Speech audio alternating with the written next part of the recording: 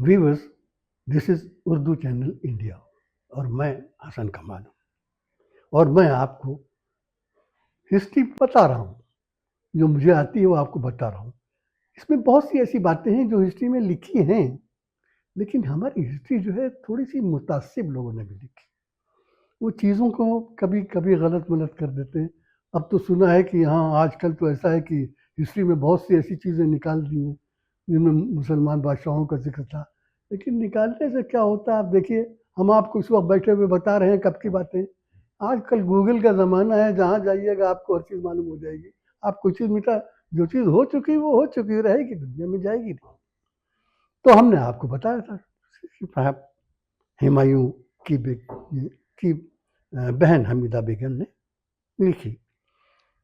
अब जिस वक़्त हुमायूँ था, तो हुमायूँ के बारे में कि खासा पढ़ा-लिखा आदमी था और उसी में वो एक ज़माने में वो उसने कोई लेबोरेटरी बनाई थी या क्या बनाई थी, वहाँ से वो गिरा था। तो ये सब चीज़ें थी उनके ज़माने में। तो हमीदा बेगम ने लिखा है हुमायूँ के बारे में किस तरीके से। हाँ, हुमायूँ के ज़माने में एक बात हुई। हुमायूँ के ज़माने ही में बिहार में एक बादशाह खड़ा हुआ। वो भी पठान था, शेर शाह सूरी। ये शेर शाह सूरी जो था, ये भी अकबर ही की तरह था। इसने भी अपने तमाम अजीज़ों से सारी ज़मीनें छीन के उस पर कब्ज़ा कर लिया था।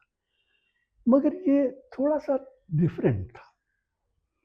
डिफरेंट इसलिए था कि ये सिर्फ़ बादशाहत की फ़िक्र नहीं करता था कि आज कल उस राजा को फ़तेह कर लो, परसों फलाँ कर लो। वो भी करता होगा, लेकिन ये था बहुत कायदे का सुलझा हुआ आदमी। इसको बादशाहत के अलावा अपनी रियाया का भी बहुत ख़याल था। अपनी रियाया का इतना ख़याल था कि उसने के लिए कहा जाता है, उसने यहाँ पाठशालाएँ बनाई थी हिंदुओं के लिए। पाठशालाएँ बनाई थी क्या, ताकि वो अपनी मज़हब सीखें, और मुसलमानों के लिए मदरसे कायम किए थे। तो वो ये सब करते थे। इसी के बारे में कहा जाता है कि इसने डाक सिस्टम शुरू किया था हिंदुस्तान में। यानी ये घोड़े से डाक एक जगह से दूसरी जगह भेजता था और वहाँ से यहाँ लाता था। ये सिलसिला पहला डाक सिस्टम उसने ही शुरू किया था। इसी के बारे में भी कहा जाता है कि सिर्फ़ इतना ही नहीं, इसने शायद, जहाँ तक मेरा ख़्याल है, जीटी रोड की भी बुनियाद, इसने ग्रैंड ट्रंक रोड की बुनियाद भी इसी ने रखी, शेर शाह सूरी। अच्छा, इसको अपनी रियाया का बहुत खिलाफ था, का ख्याल था और उसके फलाह व बहबूद के लिए सोचते थे। इसके यहाँ इसके काम करने वालों में एक थे टोडरमल। टोडरमल नाम याद रखिए। ये ज़मीन के बारे में बहुत अच्छी जानकारी रखते थे। इन्होंने वही जो कुछ भी शेरशाह का इलाका था, उसकी ज़मीनों की नाप पैदाइश की, ये किया वो किया और एक अच्छा सिस्टम निकाला। कहा जाता है कि अकबर के ज़माने में भी ऐसे ही एक काम बहुत शुरू हुआ था। अकबर को भी ज़मीन के सिर्फ से बहुत शौक था। तो उन्होंने ये सुना था कि शेरशाह के यहाँ कोई नौकर या मुलाजिम या जो भी आप उसे नाम देते, टोडरमल था, उसने बहुत काम किया। तो अकबर बादशाह ने टोडरमल को बुलाया और अपने यहाँ रखा और टोडरमल राजा टोडरमल बनकर अकबर के नौरत्नों में शामिल हो गए। टोडरमल हमारे उत्तर प्रदेश में एक छोटा सा शहर है सीतापुर, शायद वहाँ के रहने वाले थे। आज भी अगर आप वहाँ सीतापुर में जाएं तो आपको टोडरमल के बारे में कहानियाँ मिल जाएंगी। तो साहब, अकबर बादशाह ने एक अपना नया मज़हब शुरू किया, दीन इलाही। अब दीन इलाही में क्या था, उन्होंने दूसरे लोगों की मज़हबों की अच्छी-अच्छी बातें जमा करके, कुछ अपनी और कुछ सुनी-सुनाई बातें जमा करके एक दीन बना लिया था। उसमें हिंदू मज़हब की जितनी नॉलेज थी, वो वही थी कि जब वो अमरकोट में पैदा हुए थे। तो अमरकोट में पैदा होने के बाद, अभी अमरकोट की भी बात सुन लीजिए आप। अमरकोट कौन सा? अमरकोट पाकिस्तानी उसे उमरकोट कहते हैं, लेकिन उमरकोट नहीं, वो अमरकोट था। ये भी राजपूत राजाओं का था और राजपूत भी दो तरह के होते हैं, एक सूर्यवंशी राजपूत, एक चंद्रवंशी राजपूत। सूर्यवंशी राजपूत ज़रा आला होते हैं, चंद्रवंशी राजपूत भी राजपूत होते हैं, लेकिन वो उससे थोड़ा कम होते हैं। चंद्रवंशी राजपूतों का सिलसिला आज तक चल रहा है। आपको एक बात बताएं, हिंदुस्तान के एक वजीर आजम थे विश्वनाथ प्रताप नारायण सिंह, वीपी सिंह, वो भी इन्हीं चंद्रवंशी राजपूतों में हुआ करते थे। तो बहरहाल दीन इलाही, अब दीन इलाही कायम हुआ तो बहुत कोशिश की यार कि इसकी फैले, और कहाँ तक फैलता, माशा कुछ तो कुछ तबलीग करने जाते नहीं थे। तो पहले तो अकबर ने एक मरतबा राजा मानसिंह को बुलाया। राजा मानसिंह भी उनके नवरत्नों में थे, बड़े शानदार, बहुत बहादुर आदमी थे। राजा मानसिंह को बुलाया। राजा मानसिंह के बारे में ये भी कहा जाता है कि वो अकबर की बीवी जोधाबाई के अजीजदारों में भी थे। और उन्होंने कहा राजा मानसिंह से कि भाई ये मैंने दीन इलाही बनाया है, ये चल रहा है, मगर जिस तरीके से मैं चाहता हूँ ऐसा नहीं चल पा रहा है। हाँ, मैंने बहुत सोच विचार किया और मैं इस नतीजे पर पहुँचा कि अगर राजा मानसिंह आ जाए दीन इलाही में, तो दीन इलाही दिन दोगुनी और रात चौगुनी तरक्की करेगा। राजा मानसिंह ने हाथ जोड़कर सर झुका कर कहा, जिले इलाही आप जो करते हैं ज़रूर कीजिए, भगवान आपकी इच्छाएं पूरी करे, लेकिन मैं जहाँ हूँ मुझे वहाँ ही रहने दीजिए। मेरी इतनी बड़ी फॉलोइंग भी नहीं है कि मेरे आने से बहुत से लोग दीन इलाही आते हैं। मैं जहाँ हूँ मुझे वहाँ ही रहने दीजिए। और वो तो अपना दामन बचा गए। अब अकबर बादशाह ने, ठीक है, जैसा भी वो दीन इलाही चलाते थे वो चलाते थे। तो उसी ज़माने में अकबर बादशाह को ये मालूम हुआ कि और तो उनके पास सब कुछ है, मगर एक बात क्या उनका लड़का नहीं।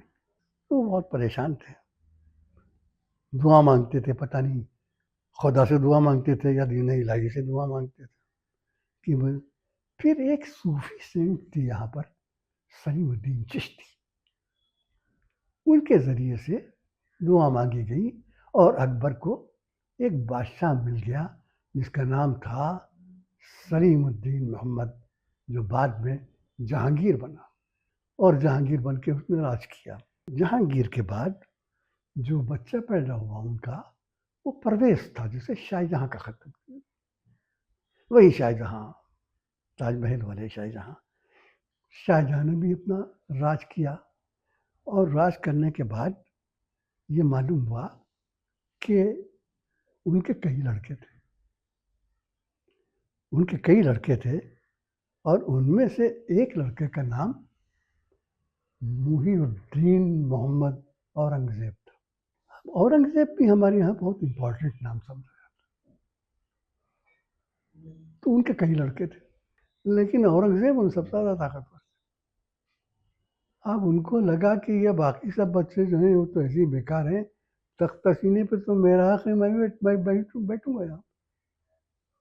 और वो बैठे तो हमने मालूम किया कि बैठने के बाद उन्होंने क्या किया। तो मैंने कहा ना कि औरंगज़ेब को हमारे यहाँ कुछ लोग आलमगीर भी कहते हैं और कुछ तो इतना आगे बढ़ गए कि रहमतुल्लाह अलैह भी कहते हैं। खैर वो थे या नहीं थे, तो हमने कहा मगर तख्त नशीने के बाद उन्होंने क्या किया, तो बताया ये भी हिस्ट्री है, यह कहानी नहीं बता रहा हूँ, हिस्ट्री। तब ये बताया गया शाहजहाँ के बच्चों में से एक बच्चा है दारा शिकोह, वो बहुत काबिल है। तो इन्होंने पकड़ा दारा शिकोह को और उसकी दोनों आंखें फोड़ दी। एक और भाई था शुजाउद्दौला, वो भी मारा गया। तो हमने कहा दारा शिकोह की आंखें क्यों फोड़ दी? तो कहते हैं कि वो तो औरंगज़ेब समझता था तो काफिर हो गया। काफिर कैसे हो गया? तो कहेंगे उसने तो वेदों को पढ़ा है। तो वेदों को पढ़ा है तो क्या हुआ? तो बताया गया कि वेदों का पढ़ने का मतलब ये है कि वो दिन से फिर गया। मैंने कहा भाई कैसी बातें करते हैं आप? अपने मौरखीन से भी पूछा, अपने इंटेलेक्चुअल से, कैसी बातें करते हैं आप? कहीं कुरान में ये है कि आप अपनी मजहब की किताब के अलावा कोई दूसरी किताब ना पढ़ें? हमें तो नहीं बताया। क्या रसूलुल्लाह सल्लल्लाहु अलैहि वसल्लम की कोई हदीस है कि अपनी किताब के अलावा दूसरी कोई किताब ना पढ़े? ऐसी कोई हदीस भी नहीं मिली। हमें तो ये मालूम हुआ कि जो लोग अपने फ़ेथ के अलावा दूसरे फ़ेथ की किताब पढ़ते हैं, उसका अपना भी बहुत मज़बूत अक़ीदा हो जाता है। तो अभी आज ही देखिए आप, यहीं महाराष्ट्र में एक डॉक्टर ज़ाकिर नायक हैं, उनका पूरी बाइबल ज़बानी याद है, वो वेदों का भी उन्होंने मुक़ाम किया है और आजकल सारी दुनिया में उनका भी बोलता है। बड़ी उनकी हर जगह आओ-भगत होती है। और ख़ैर ये सब तो बड़े आदमी थे, हमारा जैसा छोटा आदमी, हमारी कोई बात नहीं है। हमें याद है 10वें दर्जे में हमारी हिंदी की जो किताब थी, उसमें रामचरितमानस, तुलसीदास की रामचरितमानस के कई चैप्टर शामिल थे। 10वीं क्लास की बात कर रहे हैं, आज भी हमें याद है। विश्वामित्र समय शुभ जानी, बोले अति स्नेह बानी, तो मैं बानी उठो राम भंजो भव चहु, वगैरह वगैरह। लेकिन हमको ये मालूम था कि इसके पढ़ने से पहले भी हम जो थे, इसके पढ़ने के बाद भी हम उतने ही बड़े मुसलमान, हमें कोई फ़र्क नहीं पड़ा। तो हमने कहा ये तो कोई बात नहीं हुई कि वो बड़ा था इसलिए उसकी आँखें निकाल ली। लेकिन बात यहाँ तक रुकी नहीं। तो भाई औरंगज़ेब के बारे में हमने जब सोचा, जो आदमी अपनी तख्त नशीनी के लिए इतना शौकीन था कि भाइयों को मार डाला, अपने बुढ़े बाप को उठा के कैदखाने में बंद कर दिया, वो बेचारा वहाँ बैठा हुआ संगमरमर की ताजमहल सोचता रहा, उसको बिठा दिया, अपने भाइयों को ख़त्म कर दिया। तो भाई ये आलमगीर रहमतुल्लाह कैसे हो गए? भाई हमारी समझ में नहीं आया। हमारी समझ में नहीं आया कि औरंगज़ेब आलमगीर कैसे बन गए। तो हमने कहा थोड़ा और मालूम करें भाई औरंगज़ेब के बारे में। तो हमने मालूम किया, तो हमें पता चला कि इन्हीं के ज़माने में एक और बादशाह, जो इसको हम आज महाराष्ट्र कहते हैं, पुराने ज़माने में इसे राजपूताना भी कहते थे। तो राजपूताने में कोई शख्स पैदा हुआ है, बहुत वीर, बहुत बहादुर, उसका नाम था शिवाजी। अच्छा, शिवाजी और औरंगज़ेब में पहले लड़ाइयाँ नहीं थी, पहले दोनों में काफ़ी वो थी। तो हमने कहा कि अच्छा भाई शिवाजी के बारे में मालूम किया जाए। तो पता चला कि भाई शिवाजी था, उसने भी बहुत आस-पास के किया और काफ़ी उसकी ताकत बनी। औरंगज़ेब से उसकी दोस्ती थी, लड़ाई नहीं थी। लेकिन फिर औरंगज़ेब से किसी ने बताया कि हुज़ूर एक बात बताएँ जहाँ-पनाह, कि जब तक ये शिवाजी महाराज हैं, आप आलमगीर नहीं बन पाएँगे। इसको समझिए किसी तरीके से। कहेंगे कि भाई कैसे? तो बताया लोगों ने। तो औरंगज़ेब ने किसी शख्स को भेजा, लोग कहते हैं और हमारी हिस्टोरियंस भी बताते हैं कि शायद उसका नाम अफ़ज़ल ख़ान था। अफ़ज़ल ख़ान ने शिवाजी को कहीं मिलने के लिए बुलाया, लेकिन वहाँ पहुँचे और शिवाजी को मालूम था कि ये हमको कत्ल करने आया है, और वहाँ लड़ाई हुई और अफ़ज़ल ख़ान उसमें मारे गए। उसके बारे में ये भी कहा जाता है कि उसकी वालिदा, उसकी माता किसी पीर फ़कीर को बहुत मानती थी उसी इलाके के। तो उन्होंने कहा, कहने लगे अकबर भी अपना शिवाजी भी उन्हें बहुत मानता था और उसके लिए उसने काफ़ी मदद भी की थी। तो उसके बाद ये हुआ कि शिवाजी के लिए को बताया लोगों ने कि देखिए अब आप काफ़ी ताकतवर हो गए हैं, औरंगज़ेब वगैरह तो पीछे रह जाएंगे, अब आप अपना राज्याभिषेक कीजिए, यानी तख्तनशीनी कीजिए।